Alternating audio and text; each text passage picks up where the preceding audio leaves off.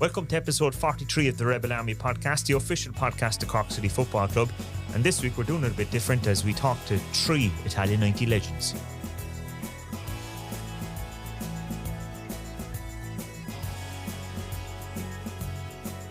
Back with the podcast, joined as always by Aaron Howie. How are you? All good now, Stephen. How are you? We had a busy weekend, I'd say. A very busiest weekend we've had in a while, yeah. A very busy weekend, but a very successful weekend. Yeah. So, on I think we're all happy. Fronts, yeah. Between the club and the events that the club were putting on, I suppose, first up we had, I suppose, a good result, not a great result, in Dublin on Friday night. Well, if we had managed to win that, it would have been the perfect weekend, really. It'd be unbelievable. But no, a good result, as you said. Unlucky not to have a very good result. Yeah. We had a chance at the end.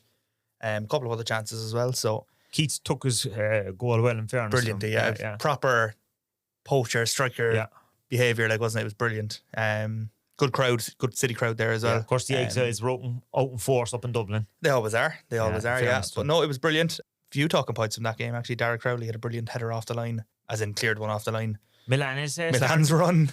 Yeah, he's starting to build up a bit of a cult status. See, at this stage with the club, I just seen a lot of people, even people talking about him online and stuff like that. Yeah, there's a lot of outside the club. Even people are saying what people across the league. Yeah. And that's brilliant. And look, it's to be honest, it's well deserved because he's been phenomenal the last couple of weeks. I feel like we're saying it every week. Himself and Benny again. Benny got into the team of the week this week as well, and that was massively deserved too. They've both been brilliant. And as you said, the only thing missing from Friday was a winner later on that we could have had, but we'll take the point, I suppose. Yeah, considering we've had a lot of injuries, we're down a few players, but the guys that have come in have really shone well. They've stepped up, yeah. They've stepped up. And if you look at, as you said, we're down players. If you look at who didn't play, who you'd imagine would have started, Seanie Maguire, Cathal O'Sullivan, Greg Bulger. Yeah. Obviously, we're missing Freddie for a game. We'll be missing Charlie for the next game now because he's picked up 5 yellows. Yeah. So, yeah, there's players missing there. It could have been an even stronger City team, which you'd imagine would have definitely been able to get another goal or two against Shells. I see someone else, I think a League of Ireland analyst kind of as well after the first half were saying the best player on the pitch was Kit as well. Again, another guy who's had to step into the team only in recent weeks as well. Kit Nielsen, as he was being called on commentary all night. Kit Nielsen and Harvey Sketchers at one point. But Kit's been brilliant as well. Kit has, we spoke about his goal last week, but no, they've been very good. And I saw online Conan Byrne was very complimentary of us. He's obviously was commentating on the Waterford game, but he's watching Shells as well. A few others, Dan McDonald, very complimentary. People saying that we probably deserve to win the game. So that's a very good sign. I know it does a lot of.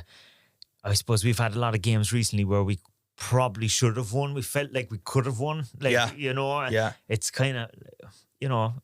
I think once we kick in, and I think when we get some of the lads back, and I know hopefully we might have Cathal back for the Drogheda game, hopefully maybe Seanie, I don't know, but it'd be great to get some of these lads back. Absolutely, yeah. As you said, we're doing well.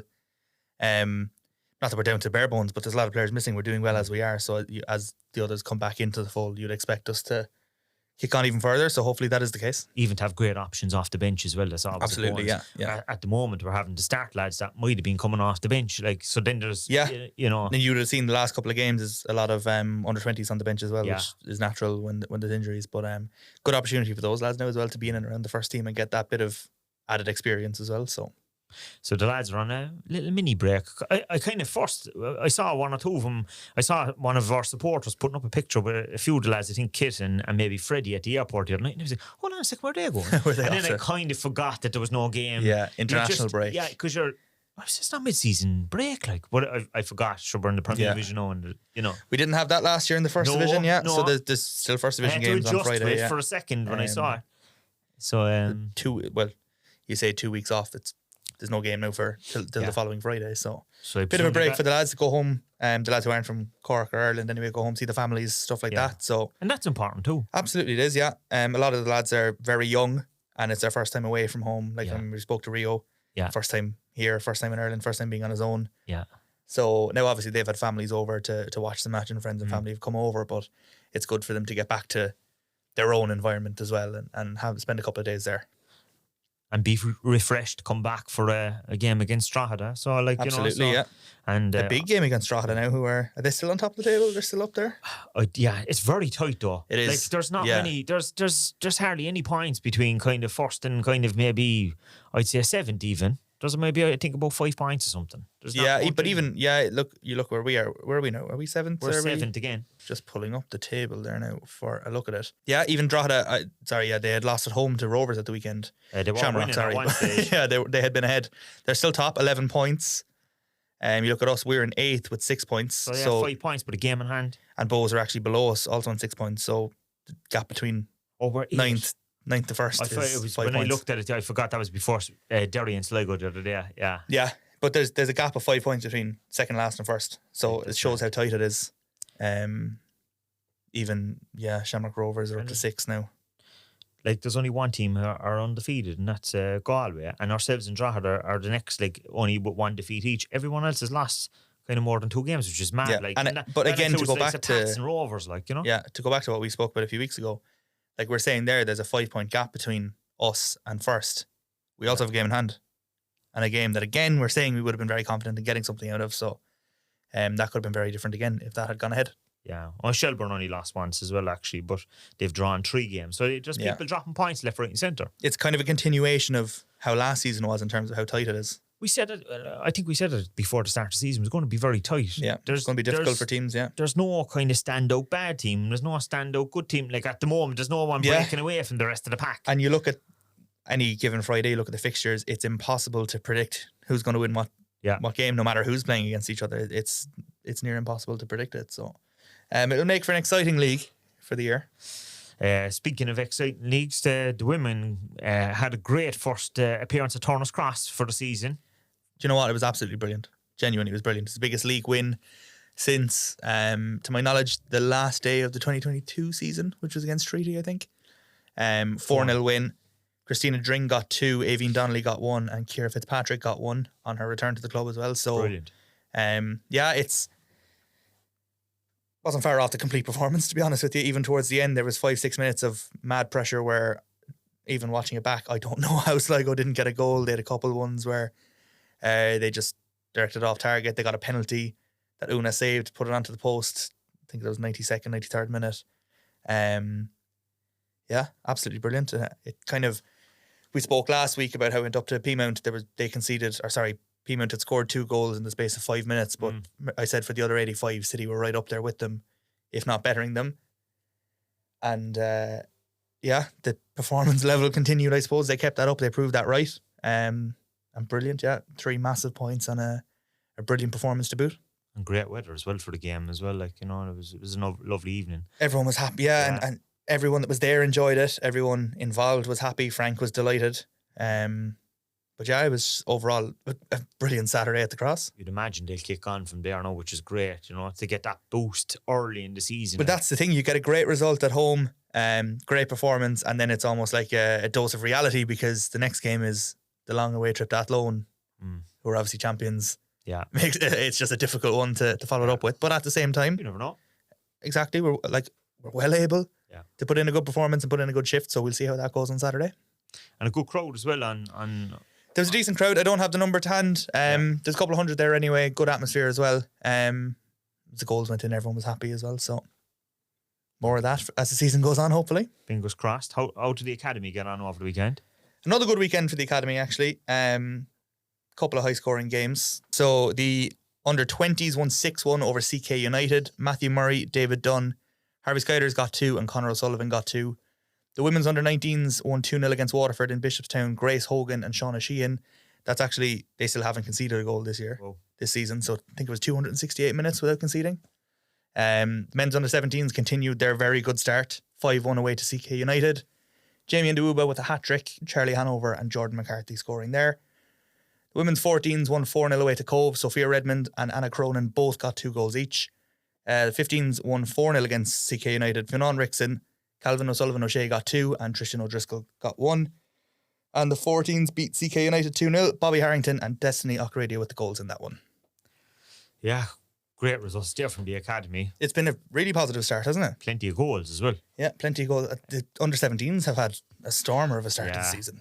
it looks like Jamie there keeps scoring goals. Like his name is popping up every week there at this stage. Yeah, hat-trick as well from brilliant, Yeah, so maybe want to keep an eye on. Absolutely, and obviously we know with the under-20s there, some of them are familiar to us with the likes of David Dunn. Well, we obviously know that he's been playing with the senior team, but like under-20s is way above his age. David, he plays for nearly all the teams in the academy, to be honest. He could probably play for 15s up nearly at this stage. Probably, yeah. But no, as you said, it's been a fantastic start to the season, so long may that continue as well. Yeah, no, fantastic. So you had all of that to contend with, and then, of course, the club hosted a very special event over the weekend, started in Dublin on Friday, where the club brought back the Italia 90 team after 35 years. It seemed like a fantastic weekend overall. It was absolutely brilliant. I suppose when the idea was first conceived, Dermot kind of put it together, and there was 4 or 5 players were going to do it. Yeah. Kind of like, the media names, the ones who do TV and that kind of thing. I think the others got wind of it, and it became, we could nearly do this as a reunion. So everyone was there. There was nearly the whole squad was there. So first up was the RDS on Friday. Great crowd at that, great atmosphere at that. And the lads were really, I think that day I was talking to Niall Quinn, and he was saying that there was some of them hadn't seen each other in 30 years. Do you know what I mean? So there was like a really... Yeah, it was fantastic. When they got there was just a real excitement about it because they hadn't seen each other in so long. Because it was a great idea by Dermot. It's amazing that nobody had done it for the 25th or the 30th. Mad, yeah. Like when you think about it, like, because... Like Niall was saying, they were putting the WhatsApp group together, and there were some fellas they didn't even have phone numbers for. Like so there obviously hadn't been contact in a while. Like, but no, it was brilliant. They all really enjoyed it. And they got on the Late Show where they gave Cork City a great mention because the funds were, the whole idea was that it was a fundraiser for the academy and the women's team. The Late Show obviously saw it was happening and got them in. There was a lot of talk about it, on the radios and stuff like that. People picked up on it, but it was a Cork City event. It was for Cork City, so nice to see that we got a mention as well. But no, it was brilliant. Charlie O'Leary, the old kit man, was there as well. 101. Yeah. He was brought out. We were all out in Portmarnock Resort first, and they all met there, and that's kind of where they had their actual reunion where people were coming to the hotel. So you were there for that moment? I was there for that. Yeah, I got a few videos. It was brilliant. And then they all went to the Late Show. That was pre-recorded, and then they came to the RDS to meet us again. So RDS show was brilliant, and then spoke with the women's game on Saturday. Then it was straight back to the Opera House to do the Cork version of the show. And they met the president on Saturday themselves. They did. I think they played golf on Saturday morning. They went to meet the president on Saturday afternoon. Yeah. And then, I don't know if they travelled down to Cork Saturday night or Sunday morning or what way it worked, but they had a busy weekend as well. So yeah, they had a busy weekend, and they came to Cork. I met them and they came to Cork. Met them before the gig on Sunday night, and they were in great spirit. There was a few of them weren't able to make the trip down to Cork. I think Packy Bonner, Andy Townsend. Yeah, in the Dublin one, Kevin Moore and Packy Bonner, Andy Townsend and Chris Houghton were there. Yeah. But then in the Cork one, Frank Stapleton was there. I don't think he was in the Dublin one. Tony Cascarino was there. He wasn't in the Dublin one. So there was a few exclusives, I suppose. Substitutes. Exactly, yeah, late subs. Yeah. But there was a few exclusives for each event. But no, both of the events, to be honest, were brilliant. I know you were at the Cork one. You'd be able to say how that was. But they were kind of obviously the same event, but some of the same stories, some different stories. They were different in their own way, but both very enjoyable. And Barry Murphy was a great host as well. He's class. Yeah, obviously Gunter. He puts on the Gunter, with the wig and everything. And he Barry disappears off the stage, and people wonder what's going on. I was side stage watch. It was just all part of his act. Yeah, kind of, it's his whole shtick. The stories. I'm not listening to you. The stories were flowing, so he stormed off. Or Ronnie Whelan kept telling the same story. Yeah, and Barry was telling him to shut up, and all he was like, "We're sick of hearing you." It was very good. Barry's class. Even the way the lads were interrupting each other, it was like a dressing room banter. What I loved about it is obviously Barry has been around doing that as Gunter as well for years. So the players were shouting abuse at him and calling him Gunter. Someone would say Barry and they'd be like, "Oh, sorry, Gunter." Do you know what I mean? They even know the whole story there. But he was in his character. Honestly, now it was brilliant. There's a bigger crowd at the one in the Opera House. It was sold out, and everyone there enjoyed it. You could see it. Everyone was on their feet at the end, bouncing around, singing all the chants, singing along to all the songs. It was brilliant. And it was quite emotional towards the end as well, where, was it you put together some of the montage? Yeah, the in-memory video, yeah. Yeah, there was a lot of people gone. A lot of people had passed. Obviously, everyone knows Jack Charlton. But I think the other one was Alan McLaughlin, who played with them. So and the assistant manager, Morris Setters, there was a lot of stories where he was, the lads were telling stories in the show. There was a lot of stories where he was kind of the centre of the story as well. So he was a very influential one for them as well. But that was a nice little video. Went down really well on both nights. And the players kind of, they stood up and faced the screen to watch it. Like they really... screen and they looked towards the screen and they kind of bond, like they became part of the crowd. Together, they became part of the crowd as well, and they kind of they took a step back and took that in. Gave a round of applause for whoever appeared, and of course there was a massive round of applause for when Jack came up on the screen.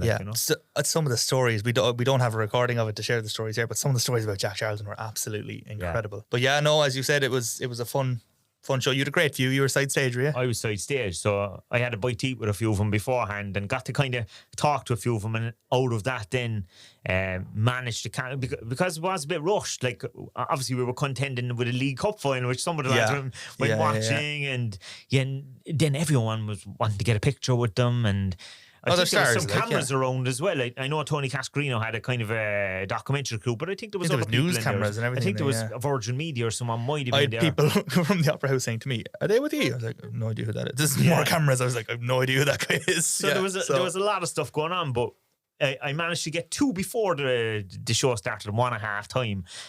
So the first up that I got to speak to was Mick McCarthy, and obviously, for a lot of people, like when he came out on stage the other night, he got a frosty reception, wasn't it? It was a different reception to Dublin, was there? Definitely different to how it was in Dublin. So for those of you that weren't at it, when he came out, they did sing the name of a Cork man.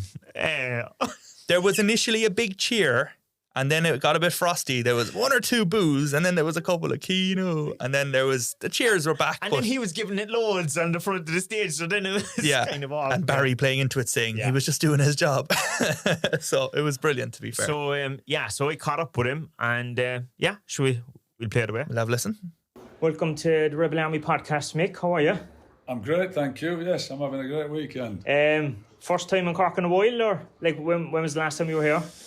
In a while. I played Cork Golf Club a couple of years ago in the finals, because we went over to the Old Head and played that. And Cork Golf Club's fabulous, by the way. Yeah. It's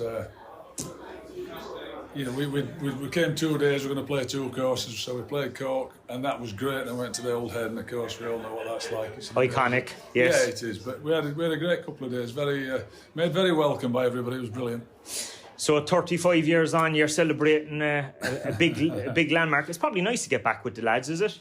Yeah, is it commiserating that we've got 35 years on top of us, or celebrating? It's celebrating. It's definitely celebrating. It's great, It's been wonderful to see the lads.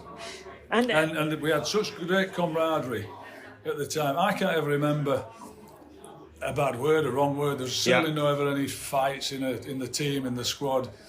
And you could tell that when we played together, it was a real togetherness, and we've picked it up instantly here, just same again as if we'd seen each other last week. And I'd imagine it's been a good few years between seeing some of the lads. I'd imagine, was it like? Oh gosh, yeah, I haven't seen. I mean, I was talking to Chris Morris. He was in one of my squads, but I mean, I left in 2002, so that's 23 years ago. Yeah. Even if it was then. Yeah. So and he would have probably retired before that, though. Yeah. We went to a thing in Dubai for the Celtic team, and but no, I mean I've seen some because they do the games like Ray Hout and Wheel and Quinny. I've seen, Frank out of that room. I haven't seen him for years, and it's brilliant to get back together and see them all. Am I right in saying that your father was actually from just outside of Cork in Tallow, is it? Tallow, yeah. My dad, yeah. So would you have come here as a kid or anything like that before? No, my dad left, and I spoke to him quite a lot about it, certainly when he was in his later years. When they were in 2 rooms, there was 11 of them, 11 kids. Both his parents had died early on. He was brought up by his brother. Yes. He didn't have a great childhood. Happy childhood. And when he came to England, he was embraced by, obviously by my mother, but my mother's parents. Yeah. And I came back with him for the first time for people in need. Oh, yes. And my son was a baby, so it was 3 generations coming back. It was Michael McCarthy Jr., Michael McCarthy, me and Charlie McCarthy, and we came back, and that was the first time he'd been back ever. Like, he must have been very proud when you were the captain of his country, like. Yeah, he didn't. He came from an area he doesn't tell you too often. Yes, he came from I suppose, a generation where they didn't kind of talk about things like that. No, not at all. Very modest. I said he had bowel cancer and had an operation. Of course, I was in Cyprus when I found out that he was on death's door, and I flew home and flew back for the game. Yeah. And prior to that, I used to go and see him quite a bit and sit and just chat to him. Yeah. Funnily enough, when you're a kid growing up, you don't chat to your dad about his family and what happened and how things happened, how things transpired. So I got to find out more probably in the last 2 years of his life than ever before. Probably, you're so busy kind of getting on with your own life that you kind of forget all the other stuff. Well, I look now, my kids never sit and talk to me about football, the jobs I've been in, the career I've had. Yeah. So and I'm now 66. My dad died when he was 73. Yeah. So my mother was 53, God love her. I just don't think you do. Do you ask your old man? Do you speak to your dad about what he does? See, I always ask that question, the person asking me the questions, and the answer generally is, oh no. You do kind of tend to talk to people when they're a bit older, don't you? Like I remember talking to my grandfather about he kind of lived in Manchester around the Munich disaster time and talking about the players and stuff like that. So you do kind of... But with your parents, they're there, morning, noon and night. They're your mum, they're your dad. Yeah. You go through all the growing up bit when you're relying on them. You get to the teenager when you're thinking they're a pain in the bum. Yeah. You get to like 21, you wonder how they've learnt so much in so many years. But you never see. Well, some maybe do, but everybody I've ever spoken to, when somebody's asking me this, they'll go, "Oh yeah." No, I don't ask my dad too much either, or my mum. Like when I was only looking back on the whole Italia 90 team at the time, but it was after Italia 90. You were ranked 6th in the world. Oh yeah. When you look at the Irish team now, it's kind of fallen a bit. What's your viewpoint on it? I just go back to that. What I'm saying, I always remember though asking, because I'm going to a school we've all got English accents. My dad's got an Irish accent, my mother's got an English accent. Most of the parents that went to school, they were McNicholases and Foxes and Keatings, and they were all Irish. Yeah. I remember saying to him, why are we English or Irish? And he said, you're half and half. Yes. That's what it was. Bit of both. I'm full Irish now. I committed to that one a long time ago. But the question you asked me there? Yeah, but like getting to 6th in the world, but like how do you feel about the team kind of nowadays? Like, do you keep it, like, obviously... I have a photograph at home where there's 4 teams represented in that photograph. And it was about the time when we played Scotland where we beat them and we qualified 88. And there were only 8 teams in the That's finals. right. Yeah. And there was, and off the top of my head, players that represented Packy Bonner, Chris Morris, Mick McCarthy from Celtic, Chris Hughton, Tony Galvin from Tottenham, Ray Houghton, John Aldridge, Ronnie Whelan from Liverpool. Yeah. Yes, I said Tony Galvin. Yeah. Frank Stapleton, Kevin Moran, and Paul McGrath, I think. From United, yeah. There was 4 teams represented. Whoa. When they were all... Celtic were the top of the league, and it was Tottenham, Liverpool, Man United. We're seeing it now, the Championship teams. It's a hell of a difference. Look at the Championship teams who'll get promoted. They're all getting relegated. Yeah. There's a vast difference. So that's where, when I played, our players were coming from. And even when I managed the team, that most of the players were playing in the Premier League. We did have some Championship players, but most were Premier League. Yeah, like obviously the squad that you got into the World Cup in 2002, they were mainly Premier League players. There wasn't that many Championship players. Was some, but most of them... And even if they were, I think they were at the top end of the Championship, And actually, some of those players have gone on to be managers, in particular Damien Duff, I suppose, manager Shelbourne. That's amazing because I often get asked, what players would you thought would have been a coach or a manager? And Damien would never have come to mind, and he seems a completely different animal when I listen to him speak or hear things he's said and the demands he gets on people. He was a kid when he was playing with me, to be fair. Of course. And we all grow up. He's done an amazing job, and I'm impressed with him. Do you think he'll go beyond the League of Ireland? Yes, of course he will if he wants to. He seems to have done a great job with the team. Everybody's looking out for new coaches, and like I say, when I listen to the things he says and the demands he puts on people, he's quite intense, which he's very intense about it, and it means a lot to him. And he'll end up going somewhere else. I know the club. Forgive me. Where is he at? He's with Shelbourne. Shelbourne, yeah. So Shelbourne will be doing a silly dance at the minute. Once they hear this, me saying that, but that's what happens, you know. It's the name of the game, isn't it? Really? Game, you know. I'm at Millwall, and then I had 4 good seasons, and I get the Republic of Ireland job, which was amazing. We get to the World Cup, and I get a Sunderland job on the back of that. I get the Wolves job on the back of what I did at Wolves. So, if you're doing well, people are always looking at you. You had a couple of Cork players in Sunderland. You had Colin Healy.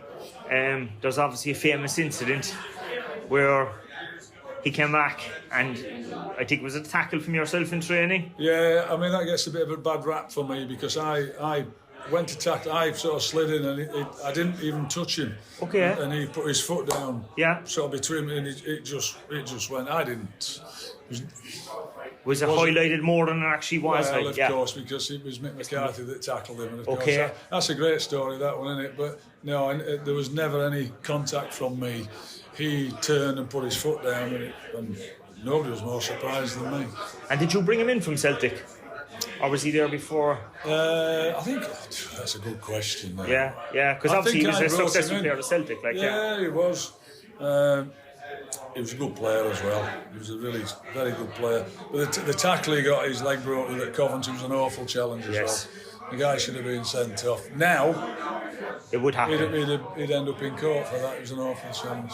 And over the years, I know you were you didn't have any League of Ireland players in the national team. But you did buy a lot of League of Ireland players and brought them to the Premier League with the likes of Wolves and stuff, including, I suppose, Matt Doherty would have been the famous one that was a huge success from Bows. Because he's still playing. Stephen Ward. Of course, Ward Stephen. Played. Yeah. He had a great career from actually being a centre forward. He came to me at Sunderland and he was a centre forward. And I couldn't commit to him. He went back. And then we brought him in. He was playing left wing. We ended up putting him at left back, and he was brilliant. Him, and of course the Doc was as well. Yeah, he was excellent. He's still playing. He's had a great career out of it. And how was it that, I suppose, that you came looking? Did you have people on the ground here in Ireland, or were you kind of? I've got a great guy who's still working now. He's actually working also with a guy called Dave Bowman, who was my chief scout. Yeah. He was a chief scout at Barnsley when I played, and then we became great friends, and he was my chief scout at Millwall, with Ireland, with Sunderland, with Wolves, with Ipswich, all of them. And he was the one that always in touch with people and always making sure that we knew the scouts and people would give us info. And they gave him that intel. I think he might have seen him already just as a kid, and he was. And he played in a pre-season friendly at Bohemians with us, and we signed him on the back of that. Brilliant. And it went on from there. You had a very successful spell with Wolves in particular. They've been, I suppose. Yeah, I had six years there at Wolves, yeah. What was it like to come back to the national team? Oh, it was, well, I never dreamed about it because I never thought it would happen. Yeah. So I can't say it's a dream come true. It was something that you never give it a thought that you're going to get a second chance. Yeah. But it was, the time of my life to get another chance to do it. And we did well. I mean, we ended up in the playoffs. We were beaten once by Switzerland away. Other than that, we had some good results, good performances. And regrets about kind of at the end of the day, COVID kicked in, and then they brought in Stephen Kenny. It was contractual, and you knew it was coming. I think within the FAI they had enough problems at the time, and not to have a contract fight between Stephen Kenny and them. But I mean, I just wonder if a manager got a team to the Championships playoffs and they were going to try and get a chance to the playoffs to get into the Premier League. Yes. Would they change the coach then? But I'm going to say, legally, contractually, my contract was up. And so, I guess Stephen was right in saying he wanted to take the job when he was contracted to do it. Are you finished managing now, or would you go back into it? I'd give it serious consideration. Would you? Something, yes. If if when you're out of it like this, and to be fair, all through my career, I've always seemed to have got something that's a real struggle. Yeah. You know, Sunderland, I lost 11 games on the bounce, 9 in the Premier League and 2 in the Championship. And then we finished semi-final of the Cup, we got promoted. But it's tough, that. If you keep getting clubs that are on the bottom of the league, they're in relegation zone, that takes it out of you. You know, and I've had quite a bit of that. So it would depend on the circumstances of the job. I'm not retiring because something might come up that tickles me fancy. So you haven't said, that's it, I'm retired. No, I'm out of the game. Yeah. I still think I've got a lot to offer it, whether it's as a coach or as a mentor or something, a helper in some way, however that might develop or not. Yeah. But look, I'll see. Yeah, because obviously the game has changed a lot. You know, directors of football and you know, it's got a lot more complex, I'd imagine, for coaches now than the previous time, is it? I can honestly say, hand on heart, all the players I ever got were through me, Dave Bowman, Taft, Terry Connor, were us. We watched them, I signed them on my say-so, on their recommendations, on us together looking and watching them. Managers, coaches get players given to them now. There they are. There's your centre forward. There's this. There's that. Get on with it. You might not even fancy it. You might even fancy him. You don't want. You look at him and go. Yeah. And then of course you get the sack based on results. Yes. When you haven't even signed the players, that's bonkers. That is not. Yeah, I saw all the stuff with, you know, the data that they're using, all the kind of science and you know, stats and stuff. We use that as well. Of course we did. We've had that. Absolutely, we've had that. Well, maybe not at Sunderland so much. You know, it was starting to come in, and certainly at Wolves we had all the data and play. Now you've got data of every single club in the country, every player. Yeah. But there's still nothing better than watching him live. Because you watch him on the computer and they can give you all his data. I want to know what he's like. I want to know like when it's on a wet and windy night, or there's frost on the ground, or he's playing against a big centre forward, or a flying winger. Not just his little bits and his stats.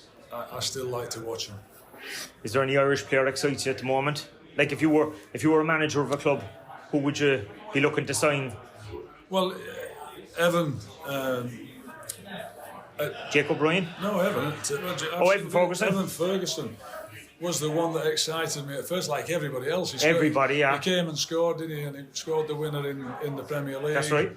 And then he looked like a world beater in the team.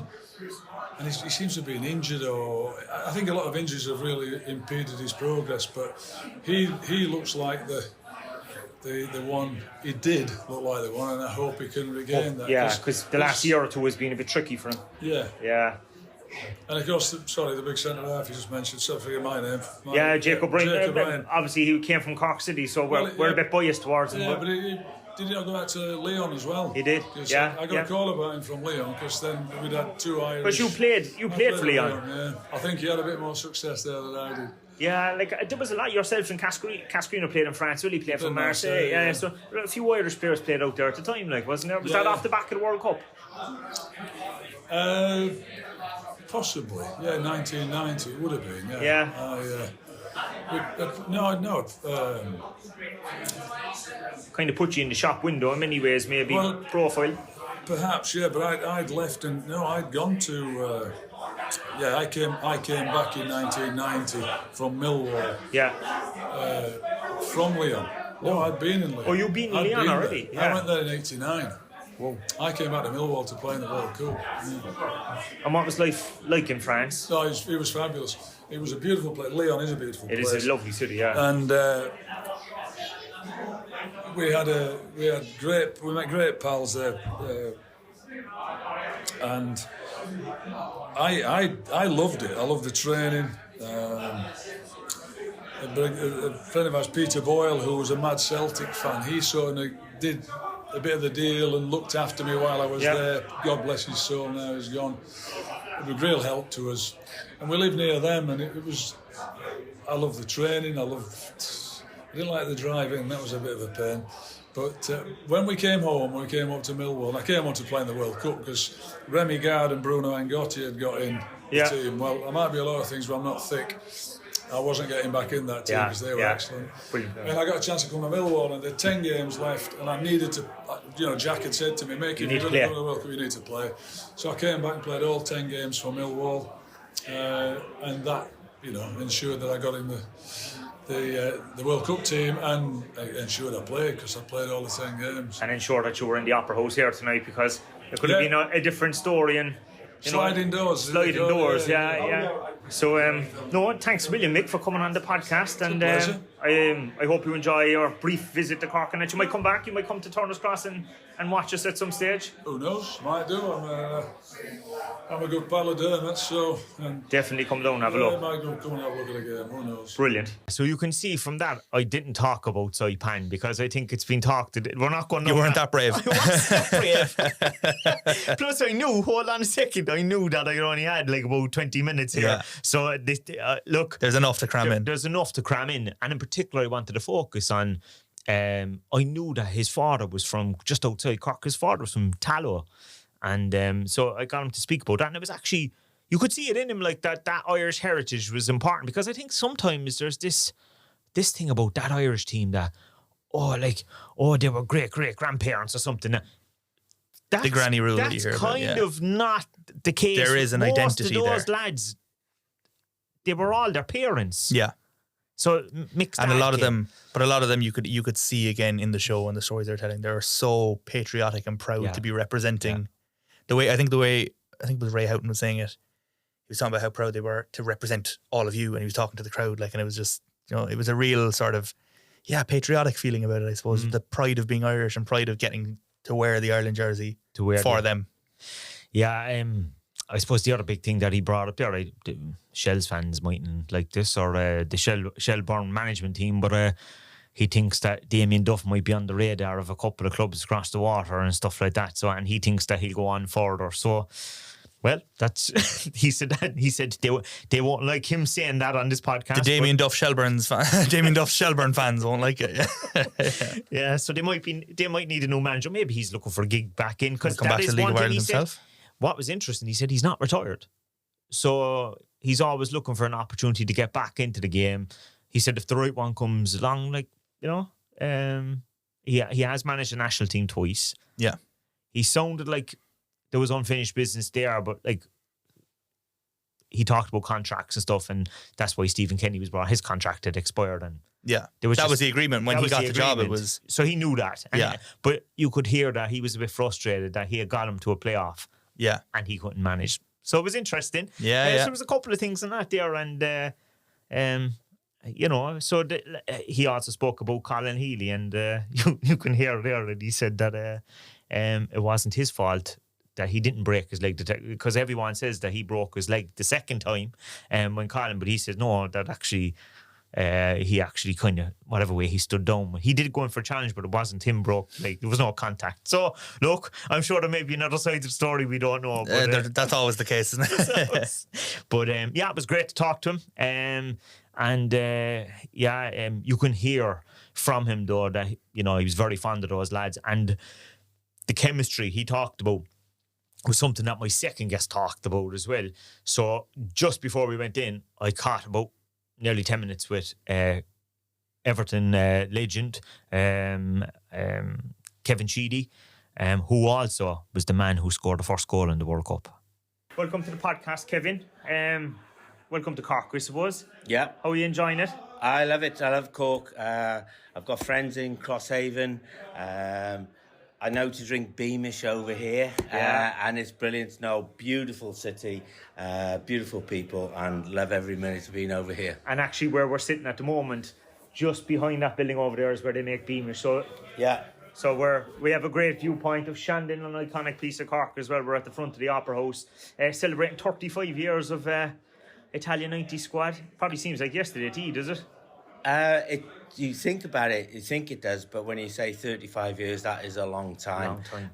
But it's great to meet up with the lads. We have such a great banter. We've got such good relationships. We love each other. And the camaraderie we had took us onto the pitch, and the camaraderie was there. And we've had 2 nights into a 3-night trip, and we've been up a lot of the nights drinking too much, probably. Reminiscing stories, and somebody else comes in with another story, and it was just a fantastic period. And most of the stories end up about Jack Charlton. He was a fabulous manager. He moulded the group of players that we are, and it is just a really brilliant time to have played for Ireland. And like, everyone in Ireland will remember you for that, the very first World Cup goal that we got against England. Like, I'd say you'd be a millionaire, I'd say, for the amount of times people probably talk to you about it, I'd imagine, do you?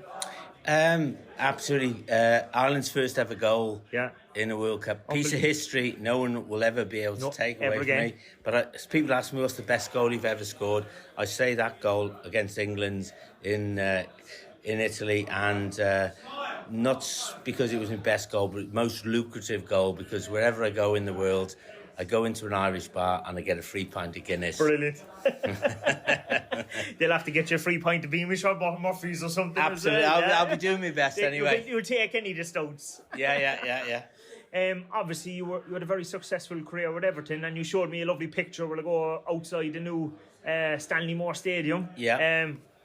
Your picture's on the ground? Yeah. Yeah, that's unbelievable. It's brilliant. The new stadium at Brownlee Moor, they've done for supporters to lay bricks for their loved ones, dads, grandfathers, grandmothers, kids, and there's 36,000 being put in place, and I was the first one to have I was inducted as an Everton Giant, which was a brilliant for me, and my stone is there. My career for Everton is there, so absolutely brilliant. How do you feel about Goodison Park coming to the end of its days?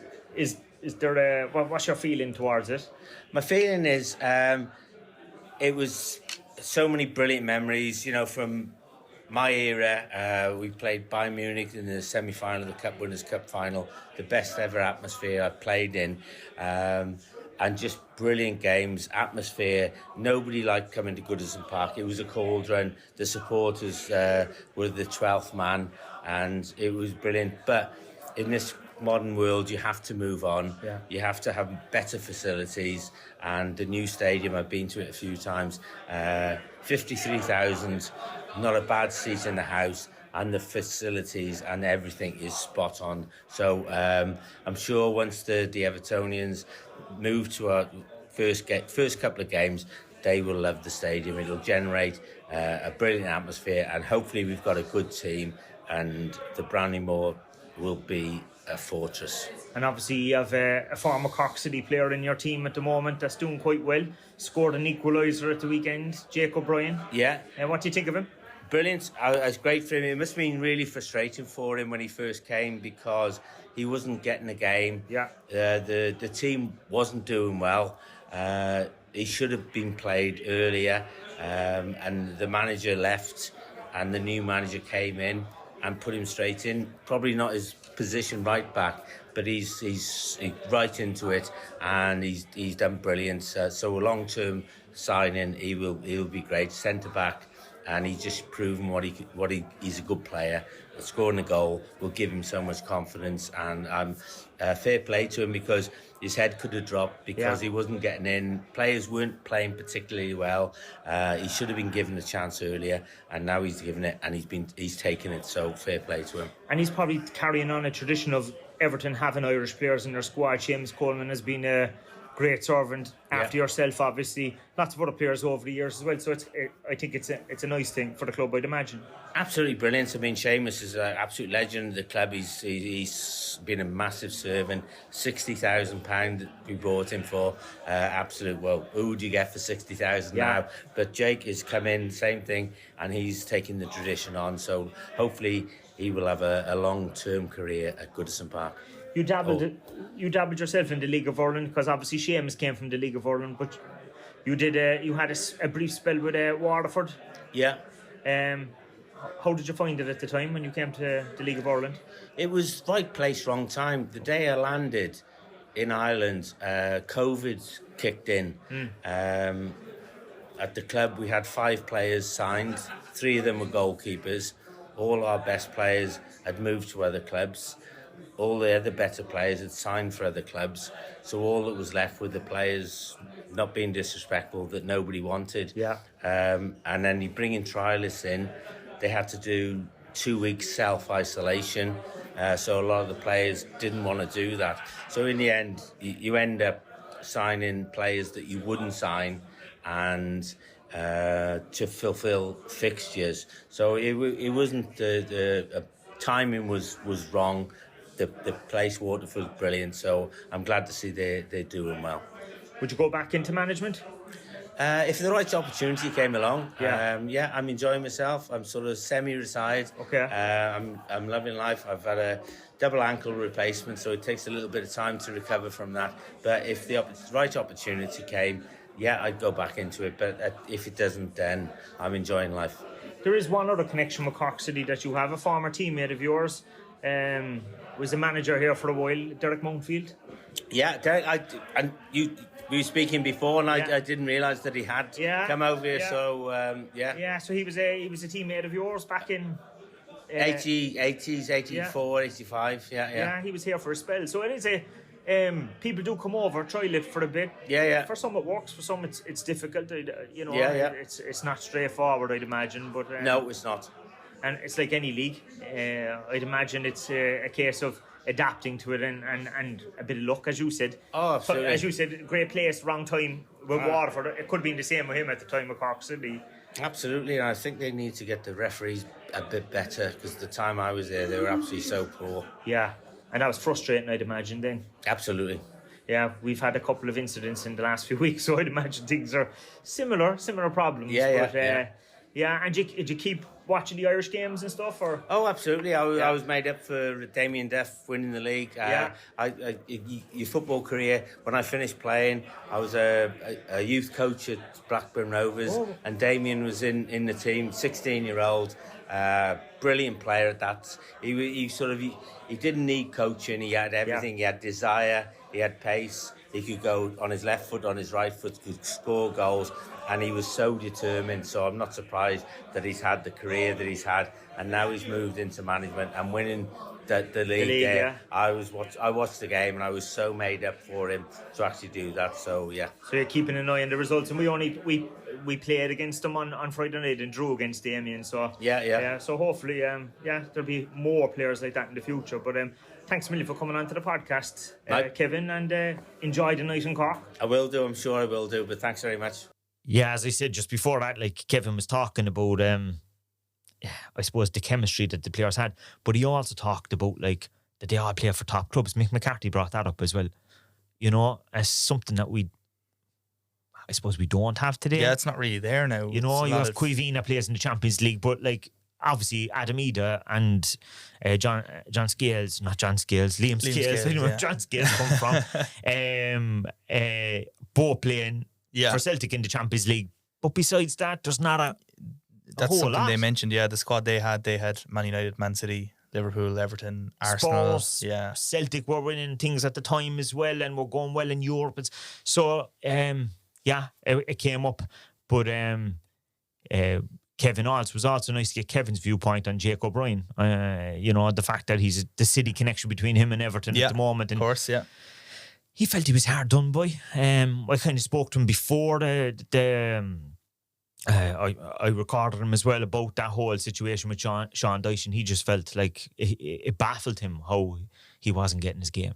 Well, it's weird one, because when you see a player being left out, then when he comes in and he's doing so well, you're thinking, how could he possibly have been, like, if he had come into the team, hadn't done well and kind of fell off the radar, fair enough, but when you come in and see how well he's doing for them, you're thinking, like, what was Sean Dyche seeing that he deemed not good enough to have him involved? Which makes you think it was like a director of football or something brought him in, or something along those lines. That he just wasn't a Dyche player, maybe, type player, but definitely Dave Moyes is using him quite well, and it was good timing that I was talking to Kevin Sheedy, who obviously won a lot of trophies with Everton, because Jake obviously scored an equaliser. So he's gone down as a bit of a cult hero at Goodison Park in their last few games already. They're loving him, So they're loving him to get an equaliser. That's the second goal in a few weeks as well. So fair play. Playing out of position as well. So and I think that was something that he brought up as well. But speaking of someone who was a full back, then the last person at half time in the show, a guy that goes under the radar a bit actually, and a guy that people forget, was Chris Morris, and like Chris played every game of Euro 88 and World Cup 90, and people often forget about him. And actually, for the lads, they hadn't seen him in years, because Mick McCarthy said that he hadn't seen him like nearly 20 odd years. I think that's what he said the hour ago. And you can hear from him now that he actually walked away from the game for a bit. Welcome to the podcast, Chris. How are you? I'm very well, thank you. Thank you for inviting me.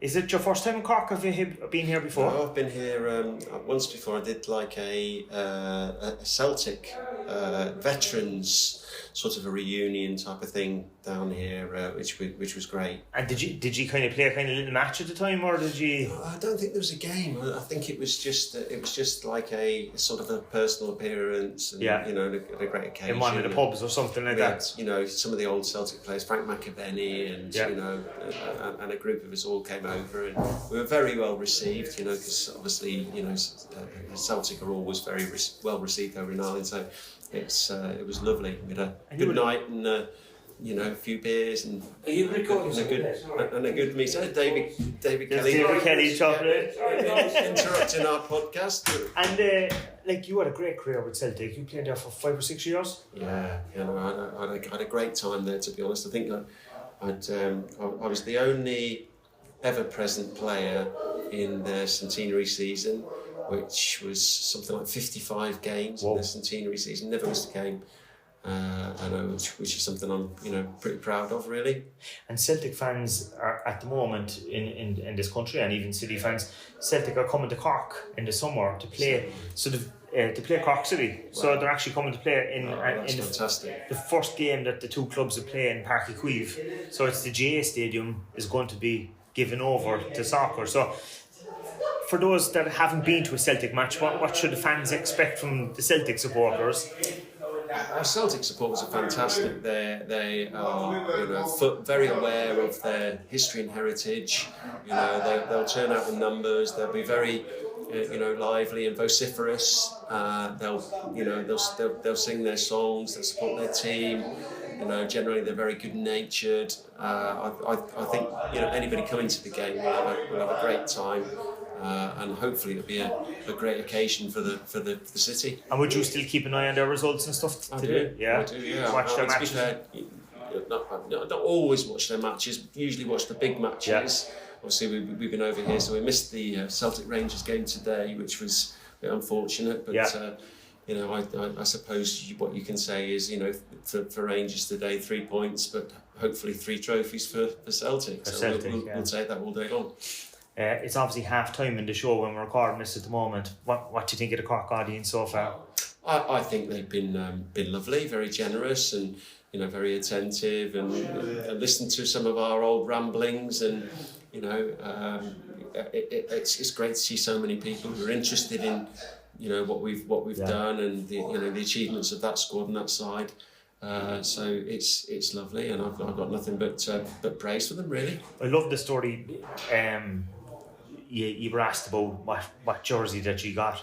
You had a great one in terms of Toto Scalacci. Toto Scalacci's, you know, imagine getting that Scalacci shirt and then shirt and shorts. So, you know, that's a rare one to get them both. Incredible, and it wasn't my doing. You know, he just came to you. He just said shorts as well, sort of thing. Yeah.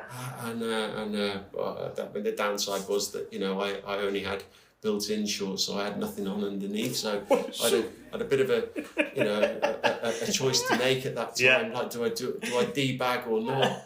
And I thought, well, do you know what? Let's go for opportunity. Let's do it. Downside was he just scored the goal to put Italy through to the semi-final. Right. So the eyes of the world and the media were on him. And I was stood next to him, bollock naked. So. And he was also the top scorer at World Cup, wasn't he, at the time? He was 6 goals or something, like, Golden you know. Boot winner. Amazing story. Out of nowhere in many ways. Yeah, he did. He came from nowhere, and then all of a sudden, and I think Juventus bought him and were interested, but I don't know, somehow it just, whatever happened in the tournament happened for him, and it never really... That was his moment. That was his moment. Yeah. I guess that happens for some... It does happen for a lot of people, yeah. And it's just... Yeah, that's his time, and my goodness, he had a special relationship with the Irish fans on the back of that, and he came over even to Ireland a few times. I didn't realise that, but I remember at the time, like everybody, all the Irish fans that were ever interviewed, and that had a little Schillaci accent and a little funny, story, isn't it? Story to tell. And do you still have that jersey? Yeah, sure. Have you framed? Yeah, no, to be honest, all my stuff's all in a box. And would you have other ones over the years from international duty, like famous ones? Well, Gary Lineker from the first game, and what was quite funny was Gary Lineker's recently sort of released a story about when he played against Ireland in the first game in 1990 in the group stage. Yeah, that he had like toilet troubles. That's right, he was saying that at the time. And I'm thinking, holy cow. And I swapped shirts with him. Just as well you didn't get the shorts. Leave the shorts out of it this occasion. But I had some, had that one. I had from Euro '88. I had Ronald Koeman. Oh, yeah. From the Dutch game, and that's one of the most sought after shirts. And that kit was the kit. Oh, it's amazing. It's a collector's. I've had collectors on the phone to me, like chasing after that particular shirt and asking, have you still got it? And I'm willing to sort of pay sort of good money for it, and unless they're going to come up with a Maradona like offer for Steve Hodge. Steve Hodge was the most. Yeah. So you might hold out. These jerseys build value over time. I think they do. Like amazing memories. Yeah. And then like we were talking earlier, and like after Celtic, you went to Middlesbrough, and you were there in that period when they got to the Premier League, and I think they were everyone's kind of underdog club at the time. I think weren't they? There was a way they played football. It was really this was an exciting time for Middlesbrough, because obviously they'd fought hard to sort of gravitate up to the Premier League. The Premier League started in 1992, and this Brian Robson then came in and sort of took us to, hopefully the idea was to a new level. We were buying players like, Juninho, what a player, the Brazilian the boy superstar. Yeah. He chose Middlesbrough over Arsenal. Can you believe that? Well, we couldn't believe it, but that happened. What was he like in training? Because on the pitch he was phenomenal. Well, I always thought, I was quick and sharp and good defender and that sort of thing. He made me feel like I was defending with 6-inch nails in my boots.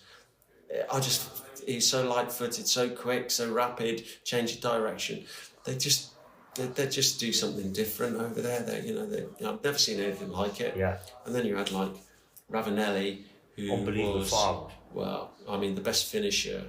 And would have played for Juventus up front. Yeah. Well, he played for Juventus up front the year before he came to Middlesbrough, and they won the European Cup, which was equivalent to Champions League. Crazy, So the next minute, he's at Middlesbrough, turning up for like pre-season training. That must have given all you lads a boost though at the time. It did. Like these superstars turning up. And we used to train in the local prison, believe it or not. They had better facilities than our training ground, sort of thing. So we used to rock up, and all the prison guards would turn out, put the prisoners away, and all that sort of thing. They got the training pitch and everything, and we would all drive our cars and everything. Ravanelli and Juninho like turning up at inside the prison. The prisoners all shouting, and which is bizarre. That was the stage of development, really. Yeah. So, like, when you retired, then, like, you were, like, the Premier League was really, like, I suppose, was really growing what this global game is today. But Middlesbrough, they were the early superstars, like the Juninhos, Ravanellis. They mixed it up of the international superstars that we now see. I think, they made that exciting, and Middlesbrough supporters think of that team and think of that team fondly, because they've never seen the like since. And credit to Steve Gibson, the chairman, and Brian Robson, the manager, for what they created. We hit the FA Cup final, the League Cup final in one season, and got relegated in the same season. And Ravanelli scored 30 goals. Some roller coaster of a season. It was just unbelievable. Very enjoyable to some extent, although you're obviously always judged by results. So. Yeah. When you finished, you walked away. You kind of walked away from football. Did you? You kind of went back to the family business. Did you? I have some regrets about that, really, because I know the chairman, Steve Gibson. He said, "Look, we don't want to lose you. We want you to." We're now starting to develop, and this was real groundbreaking stuff. He said, "We're going to develop a new academy system. We'd like you to be involved." And for whatever reason, I just went, do you know what? I just had enough of the discipline of being told day to day what you can do and what you can't do. And I decided I was going to go like my own business. I was a property developer, so I was developing properties already. While you were playing? While I was playing. Yeah. And I thought I'm going to just pursue that. And Middlesbrough had given me, because I finished through injury, aged about 33, almost 34. They gave me a testimonial, and I earned decent money from that, invested it in properties, and there was a lot of good stuff that was going on for me personally at that particular time. So, I decided against, and I regret that, because later I then wanted to get back into football, and it's much more difficult. Yeah, it's hard when you're gone, isn't it? Yeah, it is. You go out football for a while, go back in. It's a struggle. But it must be nice now to be reunited with all the lads, like after a long period of time, I'd imagine, is it? Absolutely fantastic. I mean, we got together, and one of the things I think that that you mustn't lose is what Jack built in terms of that team and camaraderie, and he had a magnificent balance between what he allowed us to do on our own free time and what he thought was necessary to build a top quality international team. And the balance that he had was unbelievable. And that allowed us to develop a spirit and a camaraderie and a sense of fun that I've never seen anywhere else. No, I never experienced it to that extent. Great times at Celtic, with some other great teams, but that was really, really special. And that was in fact, that was probably pivotal to our success. Yeah, because I spoke to one or two of the other lads. Like the Irish team at that stage were like 6th in the world or something in the FIFA World Rankings. Amazing. But could other teams learn a bit from that? Like in today's world, you look on now like top level football. The players seem to be in silos. They don't seem to be that bond anymore. Or does it look like that to you? Like they look like they're all individuals. I think culturally, it's a different game. Yeah. And you've got to look at where they are and where they're coming from, what's it like, and what culturally does that allow them to become. Yeah.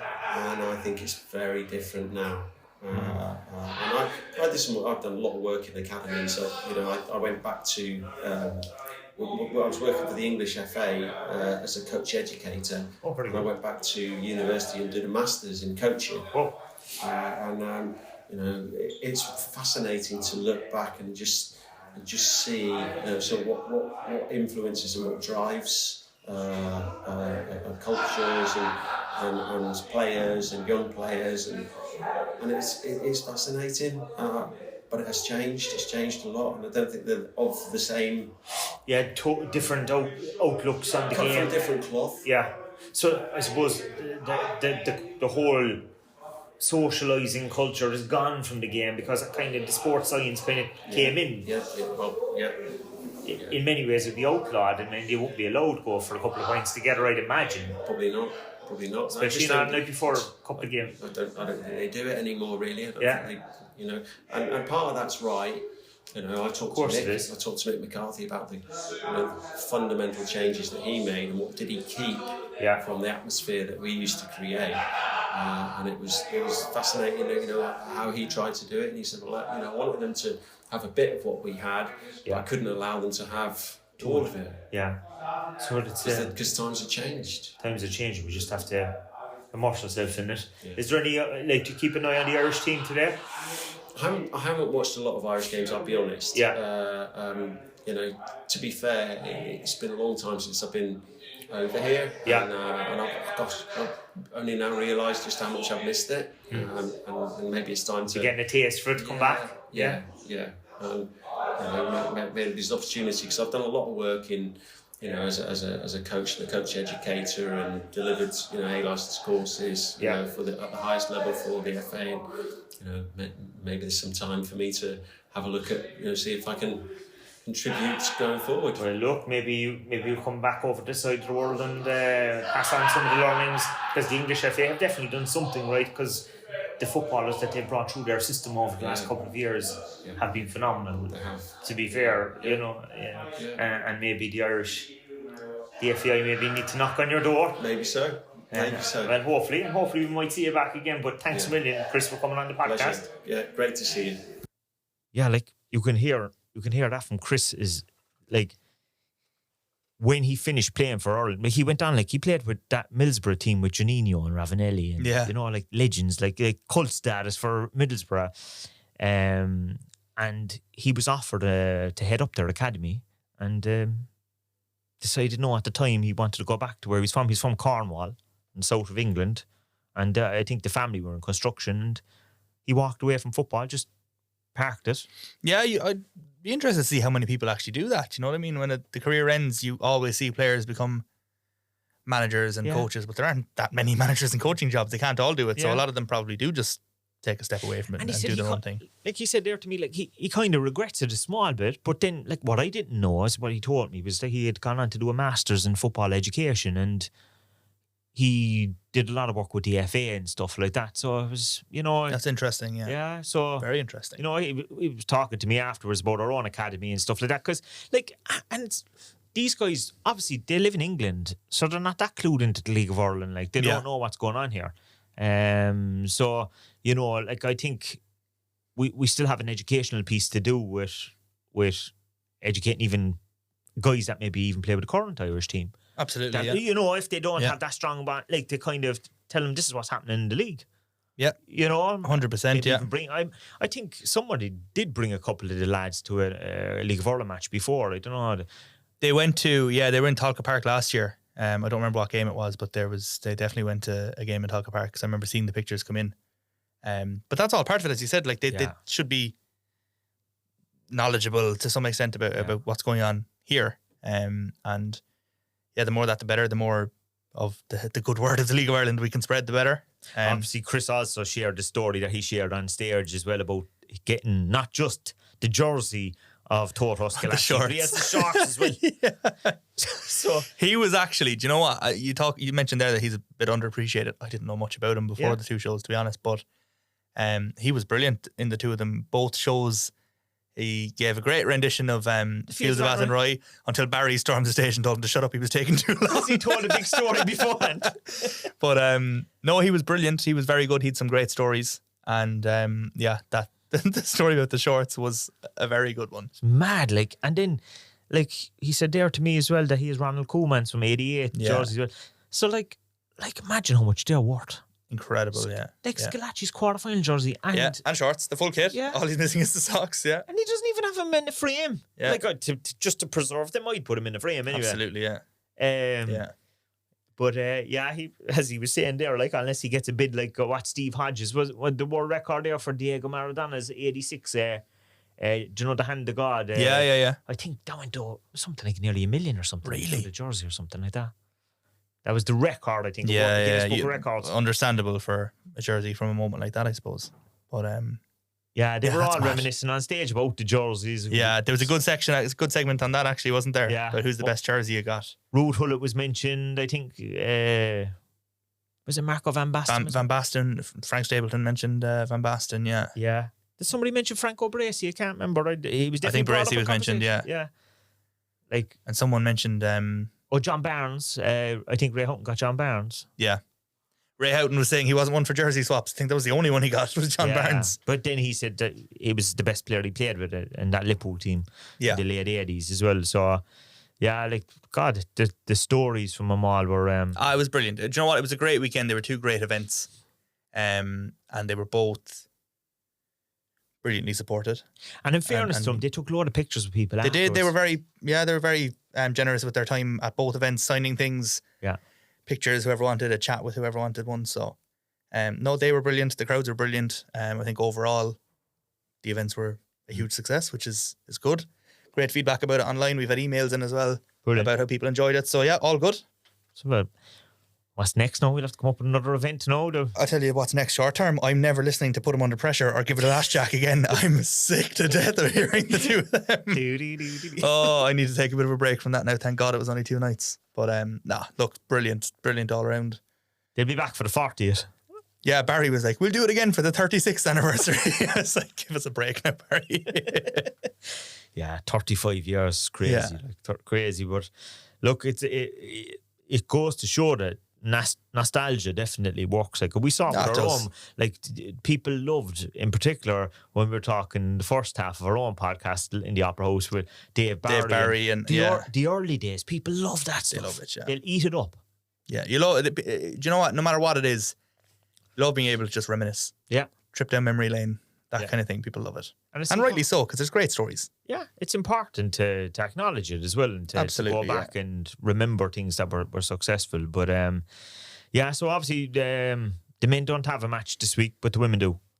Yeah, mentioned it earlier on. Athlone on Saturday evening, 7:30 kickoff at the Athlone Town Stadium. It'll be a tricky one. But again, we've had 2 good performances now and 1 very good result. So hopefully we go up there and get something. Give a good account of ourselves and show that Cork City aren't here to make up the numbers kind of thing, which I think people are understanding now. They've seen what we're capable of. And typically a difficult place to go. But again, we'll see what happens on Saturday. But I know Frank and the squad are going to be well up for that after last Saturday's result. So best of luck, fingers crossed. Absolutely. Obviously, like as I said, the men don't have a game this weekend. We were saying last week whether there would be any League of Ireland players called up to the Irish squad. There wasn't in the end. No, they never publicised the professional squad, which I thought was interesting. Yeah, there was 2 players went injured there this week, and it wasn't 2 League of. I thought that might be the chance to bring somebody in. Yeah, you'd think so, but no, there wasn't. No. International break this weekend, and then it's back to Turner's Cross. Next the following Friday, Drogheda United. So the tickets are on sale for that. Yeah. It's on TV, as we mentioned last week. But it'd be nice to see the cameras though. Yeah, absolutely. You can get your tickets online, ccfc.ie/tickets. Or if you're out and about this weekend in the city centre, you might find discount cards floating around. You might get a couple of quid off a ticket. Very good. Keep an eye out for that. Yeah. And I'm sure the Academy will have fixtures as well this weekend. They don't stop for the national team anyway. Business as usual. Business as usual. So yeah, look, I hope you enjoyed our throw back to Italia 90 and kind of glimpse into what was a great weekend. And a bit of a different episode here as well. There's no harm to get outside voices in as well. And some big names, and as I said, they got the sixth best team in the world in the FIFA World Rankings back in 1992. Like that was like when you think of it, like it's a phenomenal achievement, for the small country that we have. Yeah, so it's nice to have them on, and hopefully. We might get a couple of extra new listeners on the back of it as well. So if you happen to be at that show and know you're listening to the podcast because you were kind of looking for a bit more, you might like some of the other episodes that we have, and you might stay with us. Yeah, there's 42 other episodes to go back on. Plenty of stories from Cork City players. Jake O'Brien was in with us. You mentioned him. Yeah, so any Everton fans are listening to Kevin Sheedy. Absolutely, yeah, exactly. If we pulled anyone in from that, have a listen to the rest. Let us know what you think, and hopefully we'll see you here for future episodes, and maybe even at Turner's Cross. Definitely, and hit that subscribe button, I suppose. We'll see you next week. We'll see you next week.